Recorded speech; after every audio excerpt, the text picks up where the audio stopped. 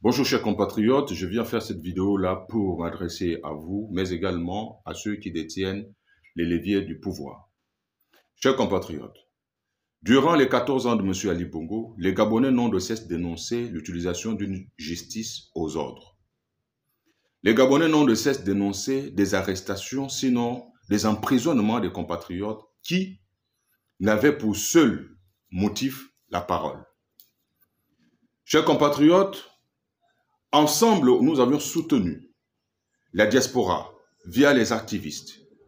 Là-bas, le discours était parfois injurieux, parfois dénonciateur, mais à bien des égards, le peuple gabonais avait soutenu ces Gabonais.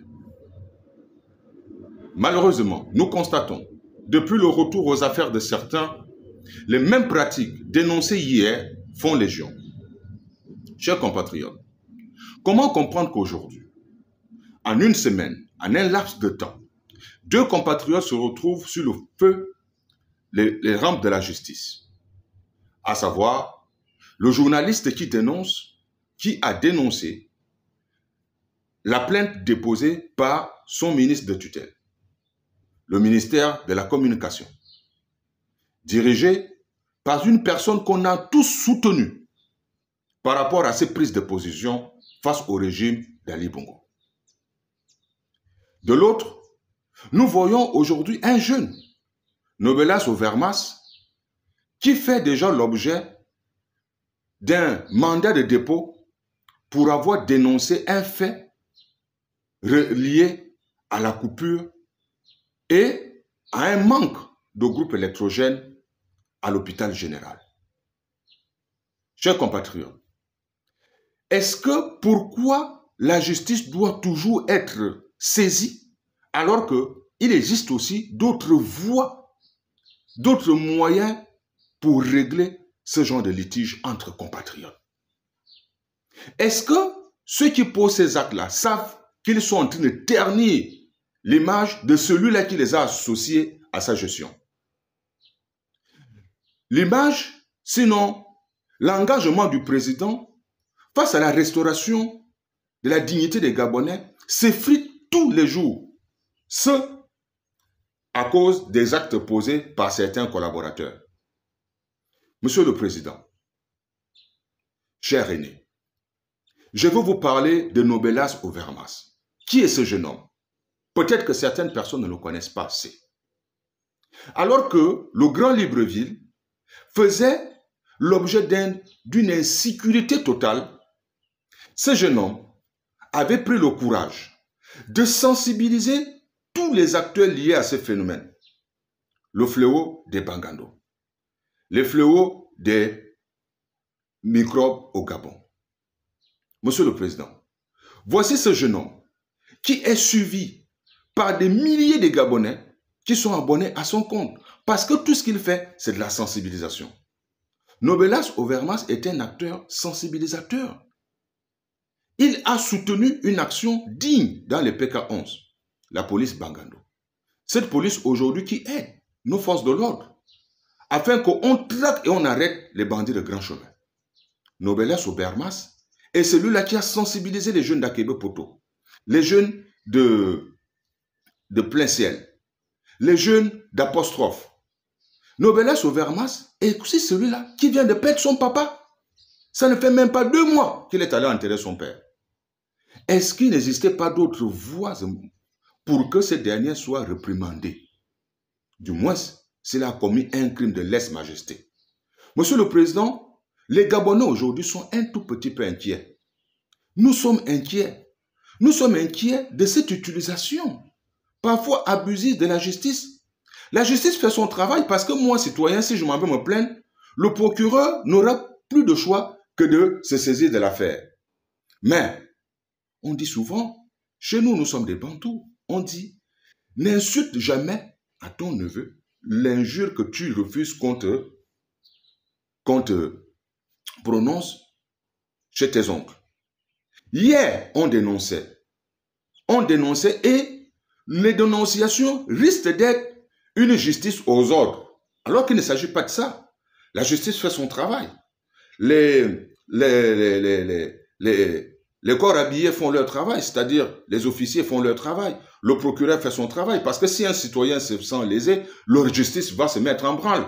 Mais la vôtre ici à celui qui saisit la justice. Parce que on se rend finalement compte que les mêmes pratiques d'hier reviennent. Faut-il se taire?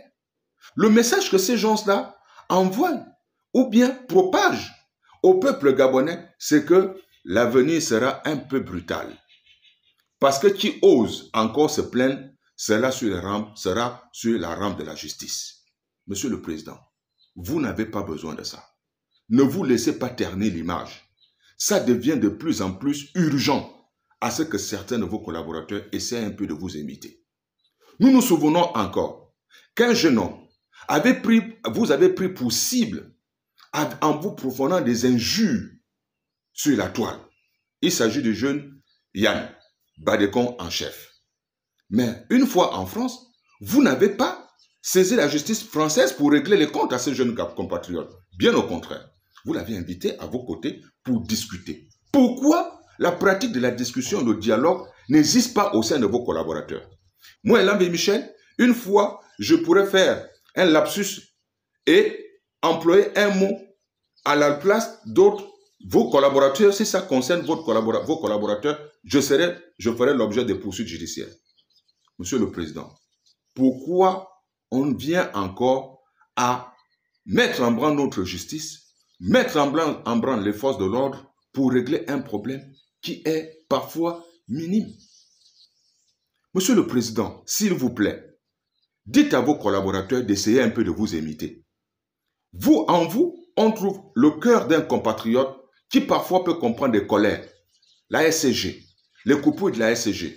Même si c'est les arguments qu'on nous présente aujourd'hui, comme quoi l'hôpital général est effectivement un groupe, mais la coupure aurait duré que 10 minutes. Mais 10 minutes, c'est une éternité pour quelqu'un qui est aux urgences. 10 minutes, c'est une éternité. On ne peut pas rester muet face à cela aussi. L'hôpital général, nous le savons tous, est comme la SCG.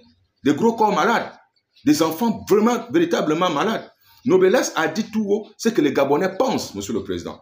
Et mettre ce jeune compatriote en prison, ce n'est pas un bon message que vous envoyez à ceux-là que vous avez fait la promesse dès le départ que la parole était libérée. C'est vous qui avez fait cette promesse et c'est vous qui avez effectivement décrété la parole libérée. Ne permettez pas que les uns et les autres en abusent de leur autorité. Monsieur le Président, un journaliste ne peut pas être inquiet alors que son ministre l'aurait tout simplement appelé, le réprimander. Et ça existe. L'administration a des voies de recours. L'administration a bel et bien, il peut faire preuve d'une sanction. À l'époque, la HAC pouvait censurer son média, mais pas aller en prison. Pourquoi on veut voir les journalistes en prison? Sous votre majesté, Monsieur le Président, les Gabonais sont un tout petit peu inquiets. Moi en premier, je suis inquiet pour me dire, est-ce que je devrais encore continuer à parler? Est-ce que je dois sensibiliser? Est-ce que je dois dénoncer certaines choses? Oui, nous avions vu, nous tous, on a vu que après des dénonciations, vous avez écouté, entendu le cri des Gabonais. Vous venez d'acheter 2 groupes électrogènes qui sont acheminés et vous avez donné un délai de 5 jours, quelque chose qui nous réjouit tous, pour qu'il n'y ait plus de coupure. Monsieur le Président, pourquoi vos collaborateurs ne font pas comme vous? Pourquoi? Pourquoi ceux qui criaient à l'injustice hier utilisent la même justice pour reproduire l'injustice? Un condisciple à moi à l'université avait commis un mémoire intitulé « La reproduction du sous-développement et la continuité du PDG ». Oui, il s'agit de la continuité du PDG que dénonçait déjà Brillant et Commerce à l'université. Monsieur le Président, on ne peut pas continuer avec ces pratiques. Laissez que les gens laissent la justice tranquille et qu'ils règlent leurs problèmes par d'autres voies de recours. Comment comprendre qu'un jeune homme, à peine 35 ans, quelqu'un qu'on pouvait effectivement interpeller, appeler dans un bureau et le réprimander disant que, écoutez, on ne réagit pas comme ça face à tel ou tel fait. Et demain, il ne va pas le répéter. Pourquoi l'enfermer? Je demande la libération de Nobelas. Cet enfant n'a rien fait. C'est un enfant qui contribue à l'équilibre des quartiers sous-intégrés par sa sensibilisation. S'il vous plaît, Monsieur le Président, intervenez. Et désolé encore pour le ton, parce que l'émotion est grande. Nous ne voulons plus de cette pratique de l'ère la Libongo. Je vous remercie.